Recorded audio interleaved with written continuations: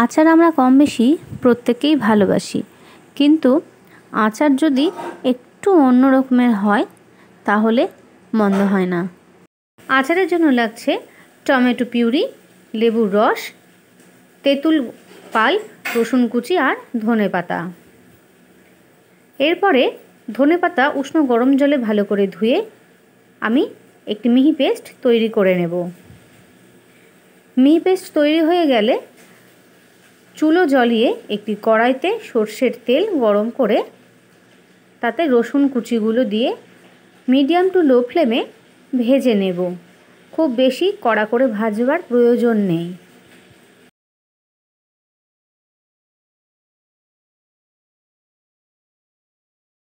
রসুন কুচি ভাজা হয়ে গেছে, একটি হালকা ফ্লেভার উঠে এসেছে। এরপরে দিয়ে দেব টমেটো পিউরি। খুব ভালো করে হালকা আঁচে আমি এটা ভেজে নেব। পুরো রান্নাটাই মিডিয়াম টু লো ফ্লেমে করতে হবে, বেশি জোরে আঁচ দিয়ে রান্নাটা করা যাবে না। টমেটো থেকে তেল বেরিয়ে এসেছে, এরপরে দিয়ে দেব জিরে গুঁড়ো, ধনে গুঁড়ো, লঙ্কা গুঁড়ো আর দেব পরিমাণ মতন চিনি, স্বাদ মতন নুন দিয়ে খুব ভালো করে মশলা আমি কষিয়ে নেব। আমি যেহেতু এটা আচার বানাচ্ছি সেই ক্ষেত্রে কোনো রকম জল ইউজ করব না। ভালো করে কষিয়ে নেব যতক্ষণ পর্যন্ত মশলার কাঁচা গন্ধ বেরিয়ে না যাচ্ছে আর মশলা থেকে তেল ছেড়ে না আসছে। মশলা থেকে তেল ছেড়ে এসেছে, এরপরে বেটে রাখা ধনেপাতা আমি এর সাথে দিয়ে দেব।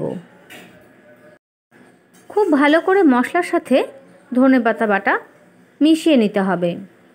মেশানো হয়ে গেছে, এরপরে দিয়ে দেব 4টে কাঁচা পাকা চেরা লঙ্কা।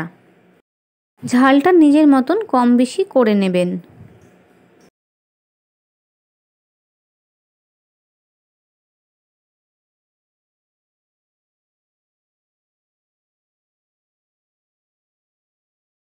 এরপরে দিয়ে দেব তেঁতুল পাল্প। খুব ভালো করে আবারও মিশিয়ে নিতে হবে।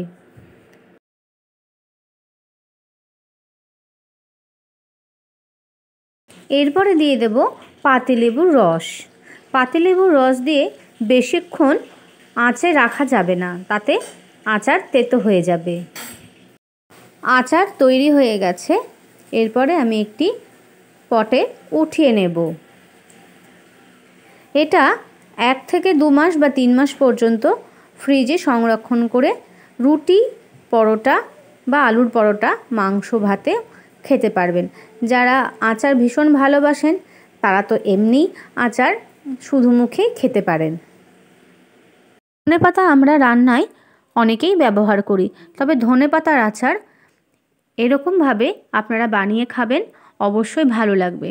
স্বাদ অসম্ভব সুন্দর এবং পরিবেশনের জন্য সবসময় উপযোগী। এরকম নিত্য নতুন রেসিপি পেতে আপনারা আমার চ্যানেলটিকে সাবস্ক্রাইব করে পাশে থাকবেন। ভালো লাগলে লাইক, শেয়ার, কমেন্ট করবেন। ধন্যবাদ।